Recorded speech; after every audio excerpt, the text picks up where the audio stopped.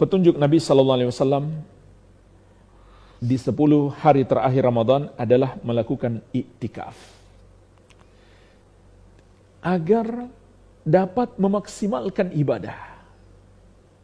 Sebagaimana dijelaskan dalam banyak hadis, di antaranya dari Ummul Mukminin Aisyah radhiyallahu anha yang diriwayatkan Al-Bukhari dan Muslim. Ummul Mukminin Aisyah radhiyallahu anha berkata, "Anna Nabiyya sallallahu alaihi wasallam kana ya'takifu al-ashra al-awakhir min Ramadan hatta tawaffahu Allah. Thumma i'takafa azwajuhu min ba'di." Bahwasanya Nabi sallallahu alaihi wasallam melakukan iktikaf di 10 hari terakhir Ramadan sampai Allah mewafatkan beliau. Kemudian setelah beliau wafat, para istri beliau masih melakukan iktikaf sepeninggal beliau. Apa makna iktikaf jamaah sekalian dan apa maksudnya? Dikatakan oleh Imam Ibnu Rajab rahimahullahu taala, "Fa ma'nal i'tikaf wa haqiqatuhu qat'ul 'ala'iq 'anil khala'iq lil ittisal bi khidmatil khaliq."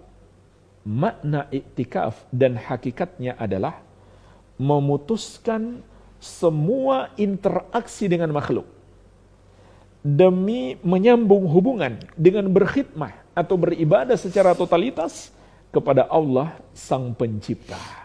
Inilah jemaah sekalian makna dan hakikat iktikaf. Jadi seseorang itu masuk ke masjid di 10 hari terakhir Ramadan, berdiam diri di masjid untuk memutuskan interaksi dengan makhluk dan fokus beribadah.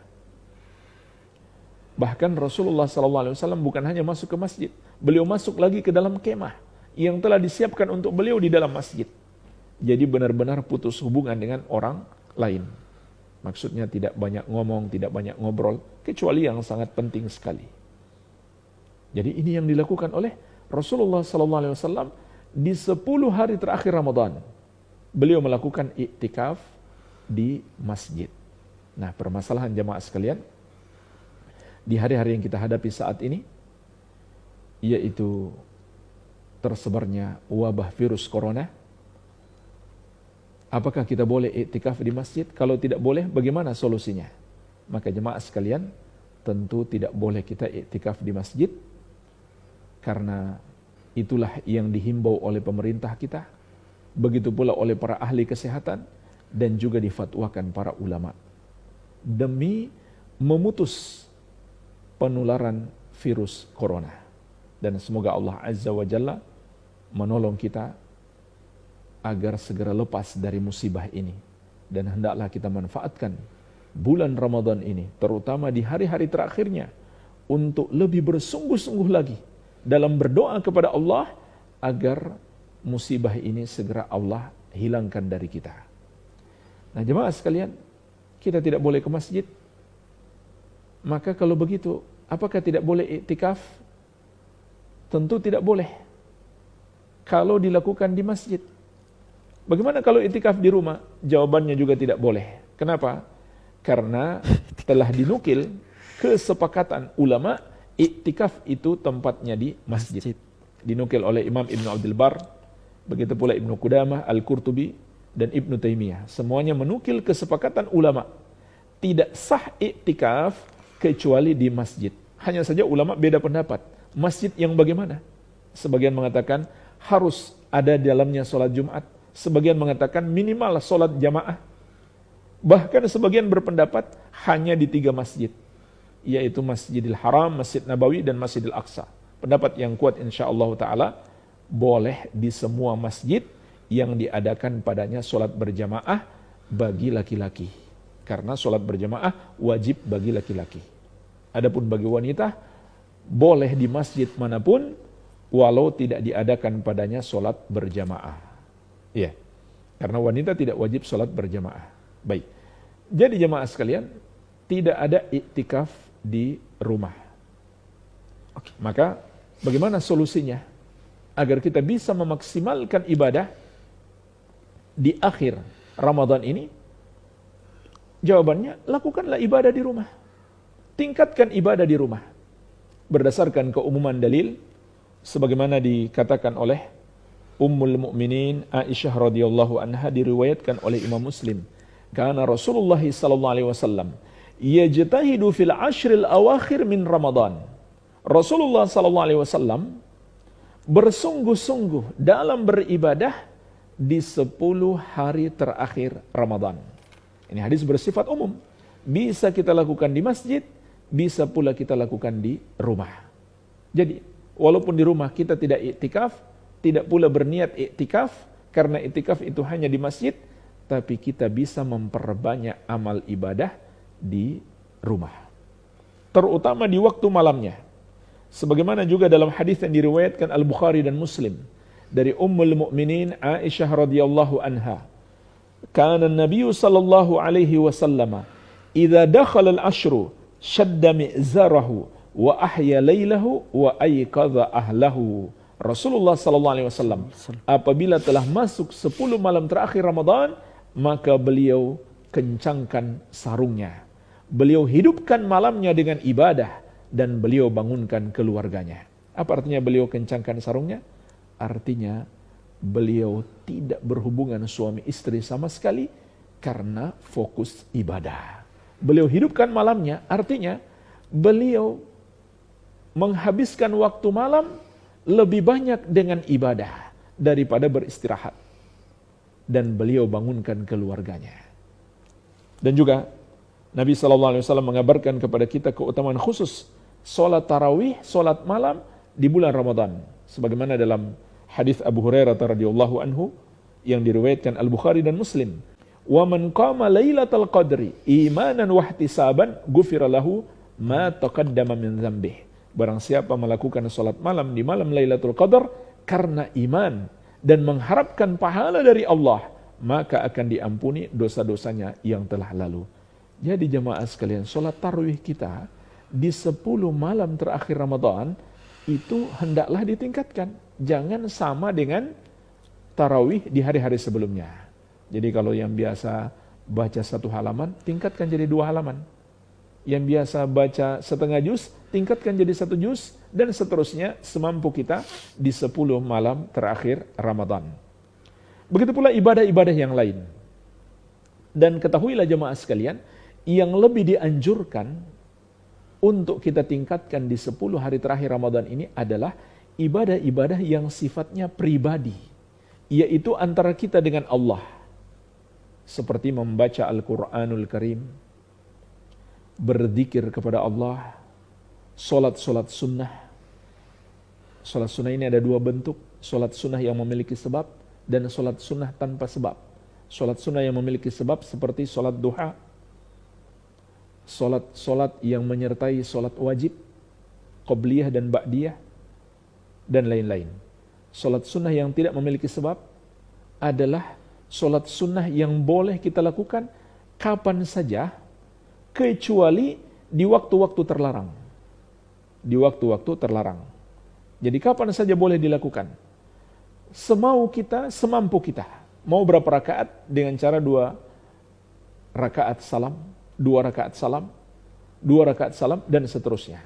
Boleh kita perbanyak, kecuali di waktu-waktu terlarang. Waktu terlarang itu ada 5, ba'da subuh, sampai terbit matahari. Kemudian yang kedua, ketika matahari sedang terbit.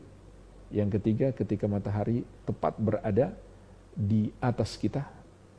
Yang keempat, ba'da asar, sampai terbenam matahari.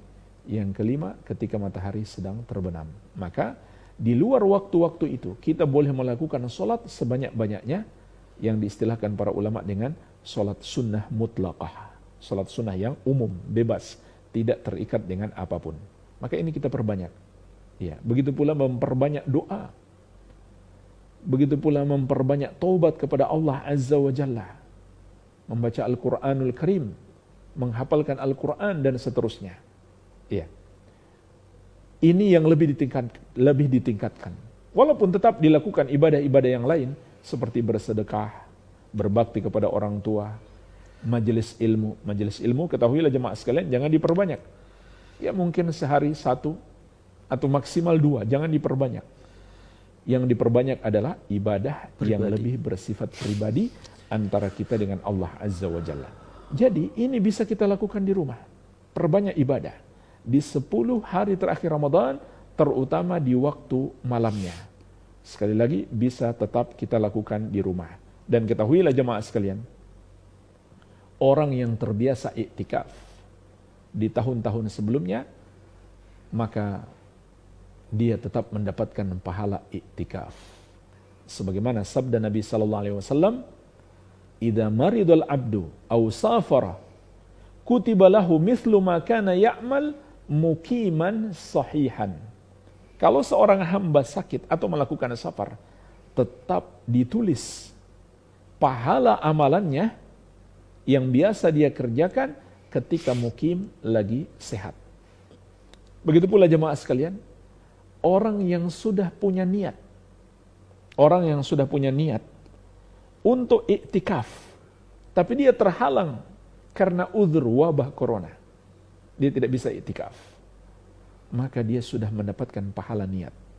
Bahkan ketika niatnya sangat kuat, bisa jadi dia juga mendapatkan pahala amalan walaupun dia tidak iktikaf karena uzur. Sebagaimana Rasulullah SAW menceritakan tentang orang-orang yang tidak bisa ikut berjihad karena uzur. Maka beliau bersabda, "Wa inna bil madinati la rijalan masirtum masiran wa laqata'tum wadiyan illa kanu ma'akum habasahumul marad." Sesungguhnya di Madinah ada orang-orang yang tidaklah kalian berjalan di satu jalan atau melewati satu lembah kecuali mereka bersama kalian. Dalam riwayat yang lain dikatakan, illa syarakukum fil ajar, kecuali mereka berserikat dengan kalian dalam pahala. Jadi mendapatkan pahala yang sama. Kenapa? Habasahumul marad, sakit menghalangi mereka. Jadi mereka punya uzur syar'i. Siapa yang punya uzur syar'i dan dia sudah punya niat yang kuat untuk iktikaf, insyaallah taala dia juga dapatkan pahala iktikaf. Tapi jemaah sekalian, yang paling penting adalah ketika kita tidak bisa iktikaf, kita ganti dengan memperbanyak ibadah di akhir Ramadan ini, karena itulah petunjuk Rasulullah sallallahu alaihi wa ala alihi wasallam. Jadi ini solusi bagi kita di hari-hari ini yang tidak bisa melakukan iktikaf di masjid. Maka perbanyaklah ibadah di rumah.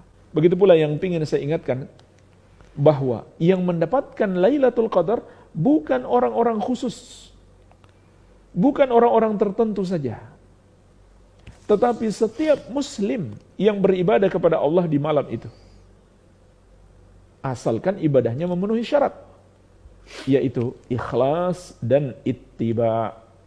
Dia lakukan ikhlas karena Allah, dan dia menjauhi segala macam bentuk kesyirikan yang dapat merusak amal ibadahnya. Dan dia lakukan dengan ikhlas, mengikuti petunjuk Rasulullah SAW. Maka dia akan dapatkan pahala. Tapi kalau seseorang berbuat syirik, bukan dapat pahala, malah dapat dosa. Dan menghancurkan semua amalannya. Begitu pula yang dia lakukan adalah amalan yang baru. Perbuatan mengada-ada dalam agama, perbuatan bid'ah. Maka dia tidak dapatkan pahala sedikit pun, malah tertolak. Sebagaimana sabda Nabi SAW, "Man amila amalan laisa alaihi amruna fahuwa raddun." Barang siapa mengerjakan satu amalan, tidak ada padanya petunjuk dari kami, maka amalan tersebut tertolak. Jadi, setiap muslim yang beribadah di malam itu, apakah dia menyadari Lailatul Qadar atau tidak, maka dia tetap mendapatkan pahala yang lebih baik daripada 1000 bulan. Maka hendaklah setiap muslim memperbanyak ibadah di 10 malam yang tersisa ini. Baik. Wallahu a'lam.